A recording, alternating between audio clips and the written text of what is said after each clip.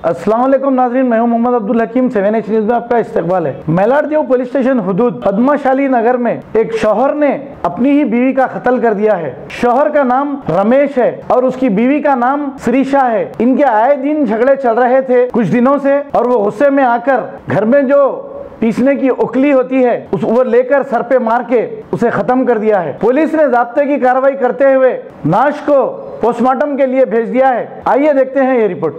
ఈరోజు సాయంత్రం మాకు ఈ పద్మశాలిపురంలో చిన్నమనేని రమేష్ అనే వ్యక్తి తన యొక్క భార్యను రోకల బండతో కొట్టి చంపినట్టు ఇన్ఫర్మేషన్ ఇస్తే మాకు ఆ సమాచారం మీద మేము ఈ పద్మశాలిపురంకి వచ్చి చెక్ చేస్తే ఆ రూమ్ అడ్రస్ తీసుకొని చెక్ చేస్తే నిజంగా కూడా శిరీష అనేది ఆమె రక్తపు మడుగులో పడి ఉంది.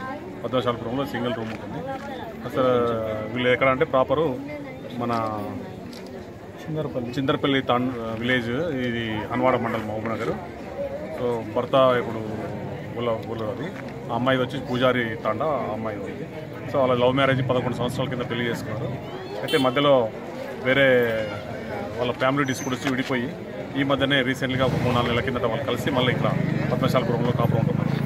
అయితే అతను వేరే ఈమె లేని సందర్భంలో వేరే ఒక ఆమెను పెళ్లి చేసుకుంటే దానికి సంబంధించినటువంటి పంచాయతీ ఊర్లో ఉంటే నిన్న ఒక 4 లక్షలు ఇస్తా అని చెప్పేది ఒప్పుకొని ఈమెను నిన్ననే అక్కడి నుంచి తీసుకొని ఇక్కడికి వచ్చినట్టు తెలిసింది. సో అంత డబ్బులు ఎందుకు ఒప్పుకున్నాం అనే విషయంలో ఇద్దరికి గొడవ జరిగి ఈరోజు ఆ గొడవల క్రమంలో ఆవేశంలో రోకల బండ తీసుకుని భార్యను కొట్టి చంపినట్టు మనకు తెలుస్తుంది. సో మేము ఇప్పుడే వాళ్ళ బంధువులకు, అమ్మాయికి సంబంధించినటువంటి ఎవరి శిరీష బంధువులకు ఇన్ఫార్మ్ చేయడం జరిగింది. సో వాళ్ళు వచ్చిన తర్వాత వాళ్ళ దగ్గర కంప్లైంట్ తీసుకొని ఫిర్యాదు తీసుకొని కేసు రిపోర్ట్ చేస్తాం. ఈమెనే శిరీష అనే మొదటి భార్య. వీళ్ళకి 11 సంవత్సరాల బాబు, 9 సంవత్సరాలు ఇంకో బాబు, 2 బాబులు ఉన్నారు. వాళ్ళ హాస్టల్లో చదువుతున్నారు మూసాపేటలో. సో ఇక్కడ 2 సంవత్సరాల నుంచి ఈ ఇంట్లో ఉంటున్నాడు పద్మశాలిపురంలో తెలిసింది.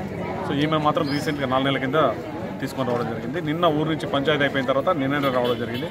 ఈ చిన్న భార్యకు డబ్బులు ఇచ్చిన విషయంలో గొడవ పడి ఈ భార్యను కొట్టి చంపినట్టు మాకు ప్రాథమిక విచారణ తెలిసింది. తర్వాత ఫర్దర్గా మళ్ళీ అతను విచారించి ఎందుకు జరిగిందని చెప్పి వాళ్ళ బంధువుల దగ్గర కంప్లైంట్ తీసుకొని మేము తదుపరి విచారణ చేస్తాం. పిల్లలు ఒక బాబు 11 సంవత్సరాలు, ఒక బాబు 9 సంవత్సరాలు. వీళ్ళిద్దరు కూడా హాస్టల్లో అంటే చిన్న భార్యకు అమౌంట్ ఇచ్చిన విషయంలో ఎందుకు ఇచ్చామంత అమౌంట్ అనే విషయంలో గొడవ జరిగిందని మనకు ఉన్నటువంటి ఇన్ఫర్మేషన్.